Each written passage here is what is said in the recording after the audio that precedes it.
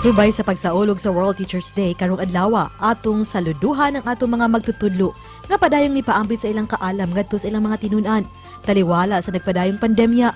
Sa pagpatuman sa bag-ong sistema sa edukasyon, daghang mga suliran usab ang mitumaw. Sama na lang sa kakuwang sa kahimanan sa mga estudyante atol sa lang online class.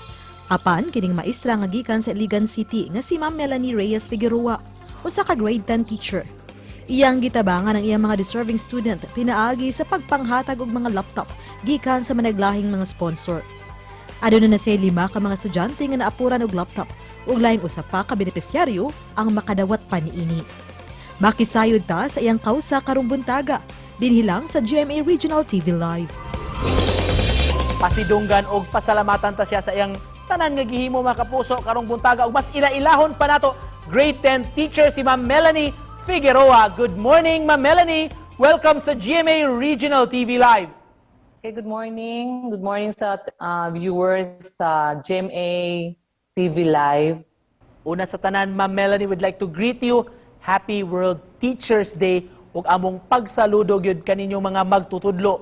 Unsay mensahe nimo, Ma'am, sa imong mga kaubanan nga mga teachers? Salamat sa greetings. Thank you so much. Ako mensahe sa mga teachers, i-continue lang yun nato ang atong mga trabaho. Kumahimo, ang atong trabaho, butang nga nato og heart, kumbaga. This time, hisgutan nato, Ma'am, ang imong makapabilib yun nga gibuhat ngadto sa imong mga estudyante nang hatag ka og laptop sa mga deserving nimo nga mga students. Unsa may istorya ni Ma'am? Unsay nakapamotivate nimo pagbuhat ini? Actually, sir, kanang wala gyud ako ni plano, pero niabot lang gyud siya since ano man god kanang online. Actually kini sila nga mga students namo sa una ra ni college na sila, so ako na sa high school, so mga alumni namo ni sila. And then gaanhian man gud sila sa school kay makuha sila module sa ilahang mga manghod. So naamig chance nga maka-storya-storya gihapon. So namanggut ko yung project na katong adapt as student before sa wala pa'y pandemic. Maugid unta to siya, dito ko nakafocus. Niya kay nag-pandemic man siya, sir, so naputol to siya. So dinhi karon na baling ang akong attention sa laptop katong nakastorya mi sa first recipient yun. Nga naglisod lagi daw siya sa iyahang pag-online. Actually wala siya idea nga mahatagan nako siya. Wala sa ko idea nga makapanghatag ko. So nag-istoryahan na ragid mi nga naglisod siya dayon actually na siya natipon nga money na save nga 20k pero naabot lagi ang pandemic, nag-lockdown, so mao toy nakuot-kuot sa ilang family, so ang nahitabo na bilin daw is 10k na lang. So nya kaila man jud ko ani nga bata kay valedictorian namo ni siya pag-graduate niya sa senior high dinhi. So nag-post ko sa Facebook sa iyang story, akong generate dito ang iyang sitwasyon. And nakurat lang ko kay, wala pa yung mga 5 minutes, wala pa mga seconds lang, naanadayo yung mo pledge. Ato nakahatag ko sa ikaduha, post gihapon, wala gihapon nag-viral, dito ko nag-viral sa ikatulo. I don't know why nga nag-viral, siguro na-capture man good ang reaction ato nga bata sa pics ba, sa mga pictures. Kaya dayon, kung ansa to siya, naasa to siya, lahi siya story yung iyaha.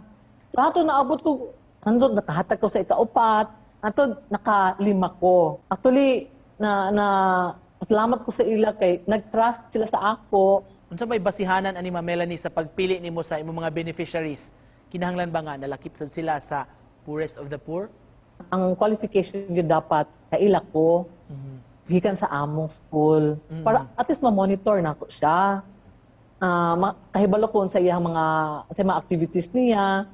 Dayon, ikaduha, naagid siya po yung potential. Doon ba kay mga tao nga gustong pasalamatan, Ma'am Melanie? Nag-handle kayo sa nga ko angay pasalamatan, sir. Kini ako mga friends sa ang akong mga kabatch high school, SMC batch 84. Maod gid sila since day one.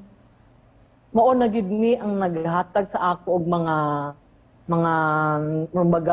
tabang for my students. Ma'am, asa ka pwede ma-reach out, ma-contact sa mga prospect ng mga sponsors, ma'am, labi na sa mga interesadong mutabang yun, mupadayon inimong kausa? Pwede po sila mo message sa akong Facebook, Melanie Reyes Figueroa.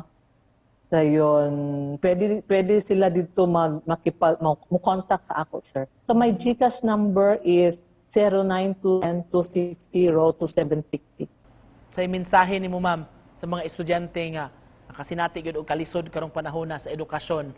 Mag-wait lang gito sa right time, kay naagi panahon ang tanan, dili lang gyud ta kumbaga, dili lang gyud dayon ta mo surrender.